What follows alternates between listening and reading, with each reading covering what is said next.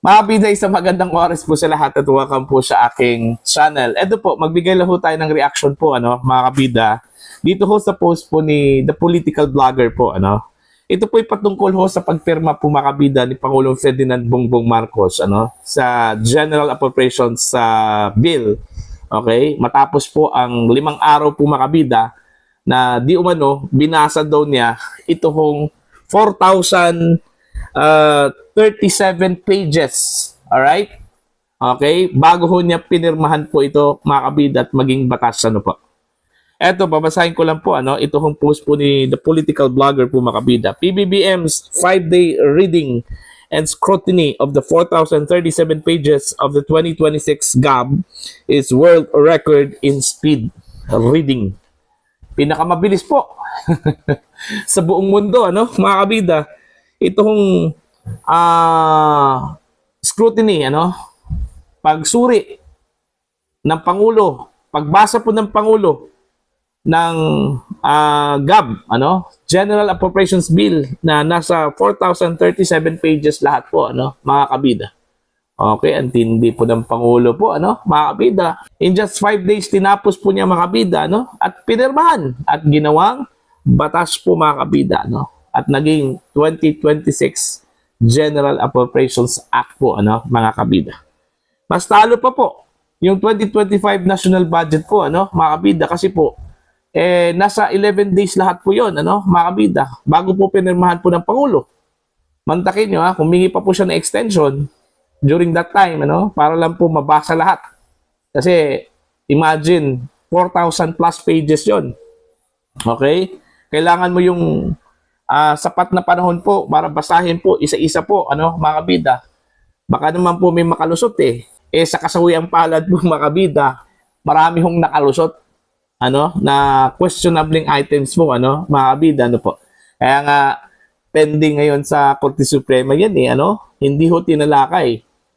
Okay? Kinwestiyon po sa Korte Suprema yung 2025 national budget.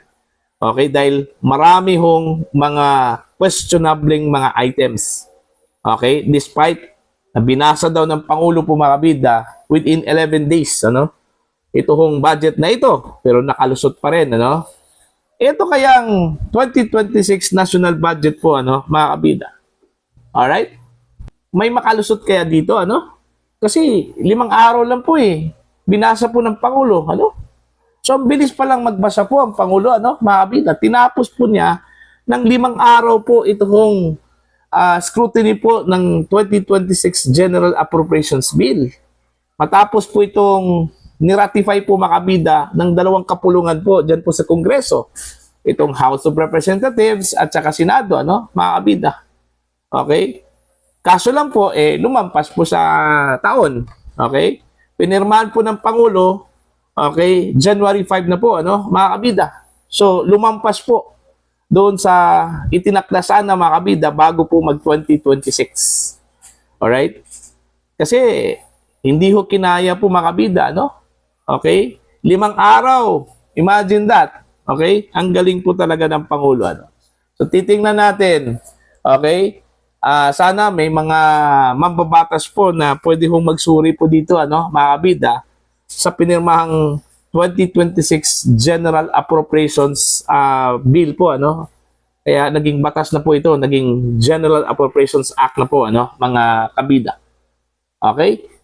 Aalamin po natin kung may mga isiningit po doon.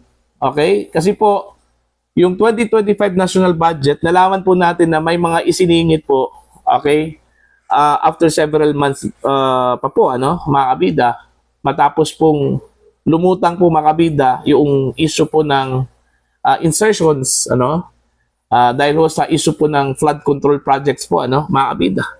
Kung hindi po in-expose po ni Mayor Magalong at saka ito hong si Senator Ping Lacson, na napakalaki po talaga, ng insertions dyan po sa 2025 national budget, hindi ho natin malalaman po, mga kabida, na may problema po itong 2025 national budget. Although alam na po natin nung umpisa pa, dahil doon ho sa mga na-discovering blank items, may mga blank items po doon, mga kabida, na na-discover pero tapos na po. Okay? Napirmahan na po ng Pangulo, ano, mga kabida. Alright? Meron pong around 400 plus billion pesos na supposedly dapat i-veto po ng Pangulo pero ang vinito lang po, mga less than 100 billion pesos lang po, ano, mga kabida. Kaya kinwestiyon po yon. Bakit hinayaan po ng Pangulo na lumusot yung ganong kalaking halaga po, ano, mga kabida. Alright, na sinasabi po nilang pork barrel daw ng mga mambabatas. Pero itinanggi po yon, ano, ng mga lawmakers po, mga kabida. Hindi daw yung pork barrel po, ano. Wala na pong pork barrel daw, mga kabida. Ano po. Okay?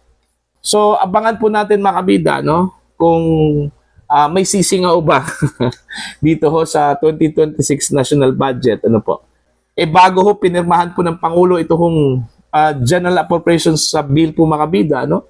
Nagbanta na po ito hong si Caloocan City Congressman Edgar Erice, no, na dudulog po siya sa Korte Suprema. Okay, kung sakali hong pipirmahan po ng Pangulo at wala hong ibibito po, mga kabida, no? Okay? Meron nga siyang binito, pero kunti lang po yun. Around 90 plus billion, ano? Mga kabida. Out of 200 something or 300 something billion. Alright? Mas mababa po kumpara nung 2025, ano? Pero kahit na po, malaki pa rin yung nakalusot, mga kabida, no? So, since pinirmahan na po ng Pangulo po kahapon, okay, at sinabi po ni Congressman Egay Erice, ano, na dadalhin po niya sa Korte Suprema ito kung pagpirma po ng Pangulo po, mga kabida, no, ng General Appropriations Bill. I-questionin po niya, mga kabida, yung nilalaman po, ano, ng naturang national budget o pambansang budget po, ano, mga kabida. Okay? So, abangan po natin yan kung ano po yung magiging argumento po, mga kabida, no, ni Congressman Egay Erice patungkol ho dito sa questionable 2025 national budget, ano. Sabi po ni Senator Tito Soto, this is one of the cleanest budget, okay, of all time. Sa kasaysayan daw, ano, mga kabida. So titingnan natin kung ito ba ay pinakamalinis po, ano, mga kabida. Malamang po may sisingaw talaga, no, one of these days. Although hindi pa po na-scrutinize po ng publiko po, mga kabida, ito kung 2026 national budget kasi po exclusive lang po ito para sa mga mambabatas po, ano. In fact, during the signing po kahapon, mga kabida, no, kinwestiyon po ng mga miyembro po ng media yung pag-kolekta po ng kanilang mga cellphones. Okay, bawal ho pumasok yung cellphone doon, ano, sa hall kung saan po pinirmahan po ng Pangulo ang pambansang budget. Ano kaya yung dahilan? Bakit kaya, no? Hindi ho pinayagan po na makapasok po yung mga cellphones po ng mga miyembro po ng media, mga kabida. Meron kayang tinatago? O baka ayaw po nilang makita po, mga kabida, no, yung nilalaman po ng pinirmahan po ng Pangulo, ano po. So, yan lang po, no? Para po sa inyo, ano po ang inyong opinion at pananaw dito ho sa pinakamabilis, ano, na tinapos ng Pangulo yung pag-scrutinize niya, pagbasa po niya, mga kabida, nitong 2026 national budget po natin na umabot po sa 4,037 pages lahat. Okay? Do you think nabasa kaya ng Pangulo within 5 days lang po? Okay? Yung the whole 2026 national budget po, ano, mga kabida? Actually, gusto ko pong bubusisihin po, mga kabida, ano, ng mga mambabatas ito kong 2026 national budget, ano, mga kabida. Okay, outside doon ho sa Bicameral Conference Committee, ano? Kasi po, yung mga miyembro po doon, pinag-usapan na po nila yun, ano? Mga kabida, done deal na po yun, Pero yung mga hindi ho miyembro sa Bicam, kailangan ho nilang malaman kung ano po yung nilalaman po doon. Lalong-lalo na po, yung very critical po, ano? Sa budget po, mga kabida, ng mga mambabatas. With the likes of Congressman Leviste, Congressman Toby Chanco, Congressman Egay Erice, ano, mga kabida. Okay, kabilang na po ito kung si Congressman Sid Ungab. Alright, gusto ko pong makita ko nila yung the whole budget, ano, na pinirmahan po ng Pangulo po, mga kabida, at pag-aralan nila kung nasunod ba, mga kabida, yung dapat masunod, ano, na mga panuntunan po sa budget na yan, ano. Kasi po ayaw po natin mangyari po, ano, nung nangyari po sa 2025 national budget po, mga kabida, no? Na napuno po ng kontrobersiya po, ano po, no? At malamang kung ito po ay dadalhin po, mga kabida, ni Congressman Erice po dyan sa Korte Suprema, baka naman po hindi naman po ito aaksyonan po ng mga maestrado, ano? Okay? Baka matulad po ito sa 2025 national budget na hindi ho natin alam po, mga kabida, kung ano na po yung estado po, ano? Kung buhay pa ba ito, okay, kumatos na ba ito, mga kabida, kung inilibing na ba ito ng mga maestrado, kasi wala ko tayong ideya kung ano po yung estado po ng 2025 national budget Tapos na po yung 2025, 2026 na po tayo, ano? Pero wala ko tayong balita patungkol po dyan, ano, mga kabida. Kaya medyo nababahala po ako dito ho sa plano ho ni Congressman Egay Erice, ano, na dadalhin po niya ito kung 2026 national budget sa Korte Suprema. Okay? Worry po ako na baka walang action po ang gagawin po ng mga maestrado ho dito. I don't know kung ano po yung rason po nila, ano po, no? So, yun po, abangan po natin to. Baka may sisingaw po, mga kabida, no? Okay, out of the blue. Diyan po sa budget na yan, ano, mga kabida. Basta, nagbabala na po yung mga hindi ho pumirma po, mga kabida, diyan po sa budget na yan, ano? Lalong-lalo na po, dyan po sa hanay po ng mga senador, ano?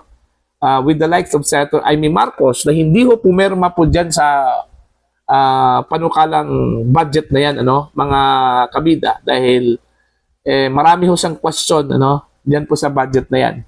Kaya hindi ho siya pumirma at yung iba pang mga mambabatas na hindi ho pumirma po, mga kabida, sa budget na yan. Gusto ko po na sila po ang magsalita po after na pinirmahan po ng Pangulo, mga kabida, ito hong budget na ito sa loob lamang ng 5 araw po, mga kabida. Ano?